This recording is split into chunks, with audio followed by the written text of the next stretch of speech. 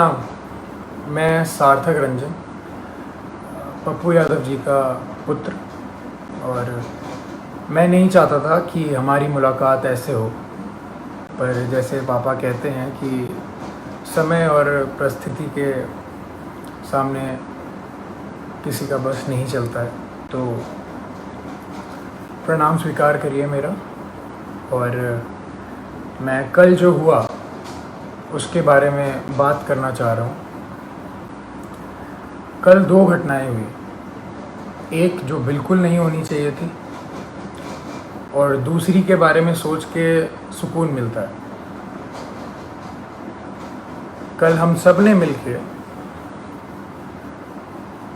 एक व्यक्ति के ऊपर अन्याय जो हुआ है,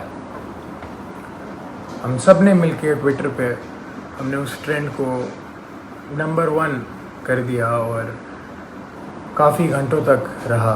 मैंने भी ट्वीट किया घर पे अपने आराम से सोफे में बैठ के, उसे नंबर 1 ट्रेंड की दौड़ पे लगे रहे सोचा। पर वो कल हुआ और कल चला गया है, और अब जब जेल जाने की बारी आई है तो मेरे पिता अकेले हैं। कल 9 बजे से लेके आज सुबह 3 बजे तक वो सिर्फ एक मुजरिम की तरह ट्रीट हुए हैं, और मैं जानना चाहता हूँ कि उनका जुर्म है क्या। हॉस्पिटल्स की जो हालत है बिहार में, उसकी सच्चाई दिखाना जुर्म है, या दवाइयाँ नहीं हैं तो जिनको ज़रूरत है उनको दवाइयाँ पहुँचाना जुर्म है, लोगों को खाना देना जुर्म है, या जो काला बाजारी चल रही है दवाइयों की उसको पेश करना जुर्म है।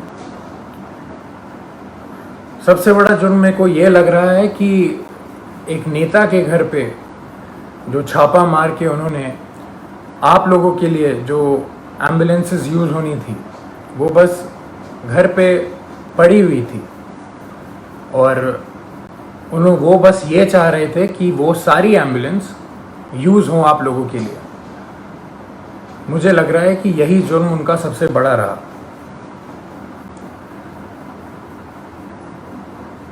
अपना परिवार छोड़ के उन्होंने बिहार के हर एक परिवार के लिए काम करना सही समझा। हर एक परिवार की एक भी पुकार अनसुनी ना जाए, उनका बस यही मकसद है। शुरुआत से मैं हर रोज़ बात करता था उनसे, कल के पहले तक हर रोज़, और बस एक ही चीज़ पूछता था मैं उनसे कि क्या आपकी तबीयत ठीक है, क्योंकि मैं भी घर पे बैठ के आराम से आप लोगों की तरह बस देखता था कि वो उनकी वीडियोस कि कभी वो कोविड वार्ड में जा रहे हैं, पेशेंट्स के बीच में जा रहे हैं, मुर्दा घर जा रहे हैं, या भीड़ के बीच में खाना दे रहे हैं, या कोई माँ उनसे गले लग के अपने बेटी या बेटे के लिए रो रही हैं। तो मुझे भी यही लगता था, या तो कभी किसी मुर्दा के साइड में खड़े हैं मुर्दा घर जाके, तो वो देख के मेरे को बस यही लगता था कि दूसरी बॉडी मेरे पिता की भी हो सकती है इस महामारी के कारण। और हमेशा जब भी मैं उनसे पूछता था कि पापा मास्क पहन रहे हैं या सैनिटाइज कर रहे हैं या कुछ ध्यान रख रहे हैं, तो वो कहते थे कि मुझे कुछ नहीं हो सकता, क्योंकि मेरे साथ पूरा बिहार है, उनका स्नेह है, उनकी दुआ है। और वो आज अकेले बीरपुर में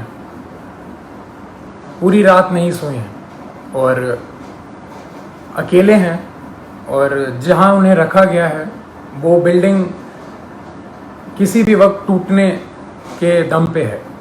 और जब ऐसा व्यक्ति इतना काम करके, इतनी सच्चाई से काम करके अकेला पड़ जाए, तो बुरा लगने वाली बात है ये कि उन्होंने हर एक घर के लिए अपना घर छोड़ा है, अपने घर की जिम्मेदारियां छोड़ के आप सबके बीच रहने का संकल्प लिया, आप सबके लिए जीने के लिए संकल्प लिया। हमने कल बहुत साथ दिया उनका ट्विटर पे और किस पे नहीं, पर सिर्फ ट्विटर ही चीज़ नहीं रह गई है, सिर्फ नंबर 1 ट्रेंड होना ही नहीं रह गया है। जब ऐसा व्यक्ति अकेला पड़ जाए जो रात दिन सेवा करे लोगों की और लोगों के लिए ही जिए, अपना सब कुछ छोड़ के, अपना सब कुछ त्याग के।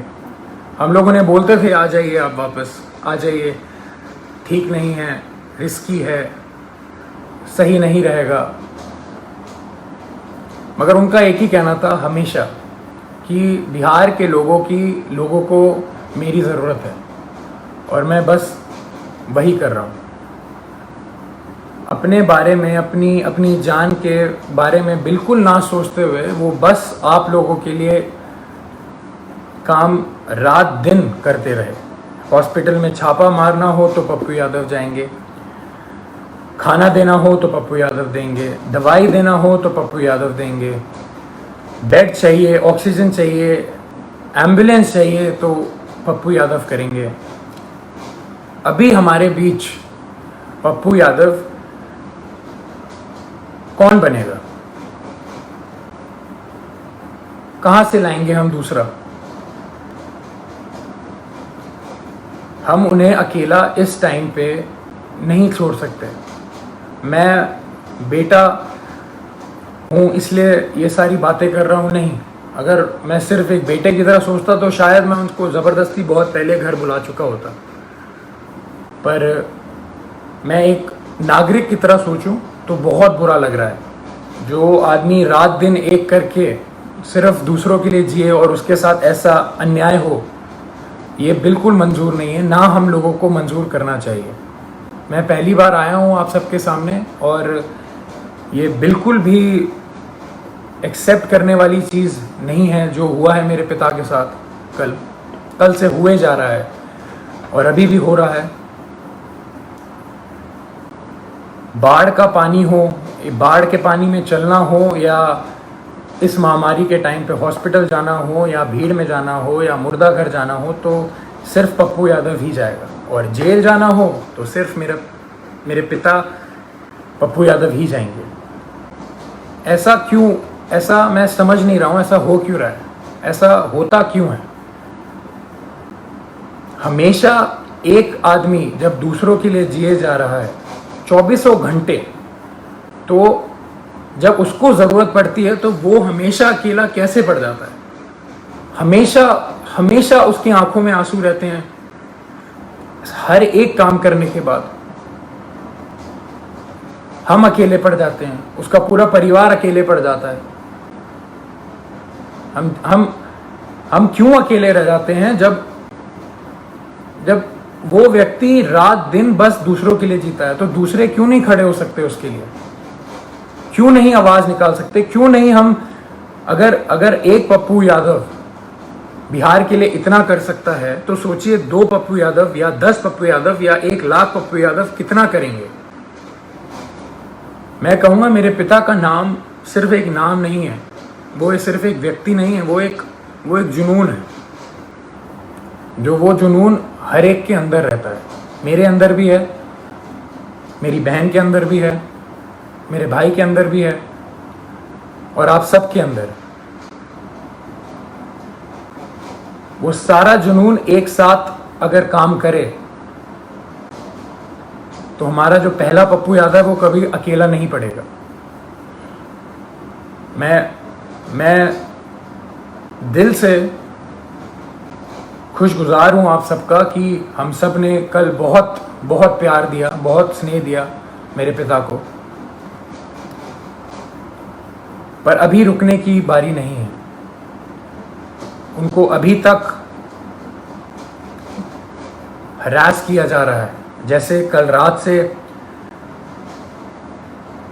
वो सोए नहीं हैं, खाए नहीं हैं, उनको दवाइयाँ उनको दवाई खानी होती है, उनको शुगर है, उनका 1.25 महीने पहले ऑपरेशन हुआ है, राइट पैर की नसें उनकी वीक हैं तो खून सर्कुलेशन नहीं होता है उनके राइट पैर में अच्छे से।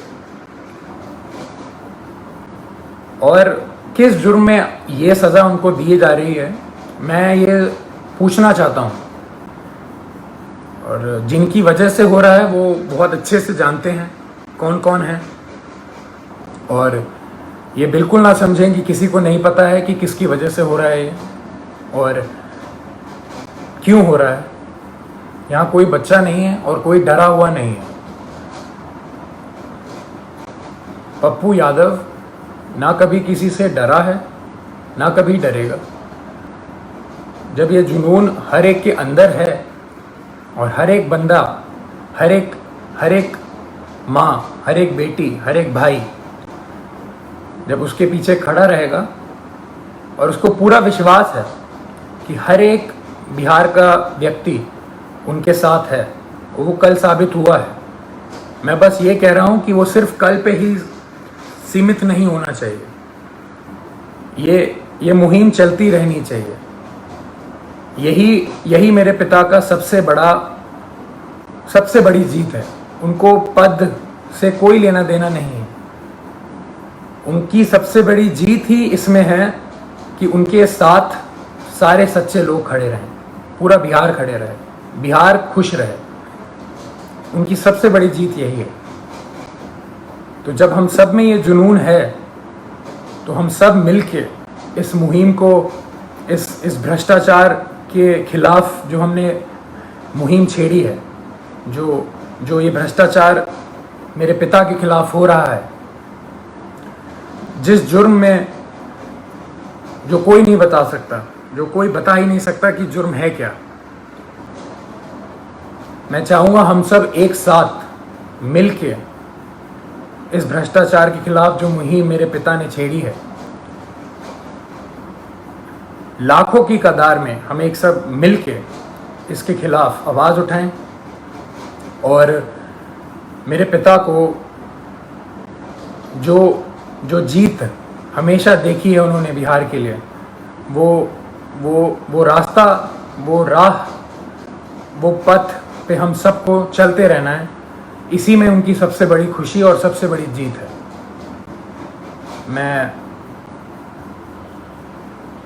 मैं बहुत खुश नसीब महसूस करता हूँ कि मैं अभी यहाँ बैठ के आपके सामने ये सब बोल पा रहा हूँ। ये मेरे पिता का संघर्ष ही है जो इतना प्रेम उन्हें मिलता है, और उनके नाम की वजह से मैं यहाँ पे बैठा हूँ तो आप सबके बीच में मेरी आवाज़ जा पा रही है। उनके संघर्ष को हम सबको मिलके उसकी आग को उठा के ही रखना है, बुझने नहीं देना है। प्रणाम।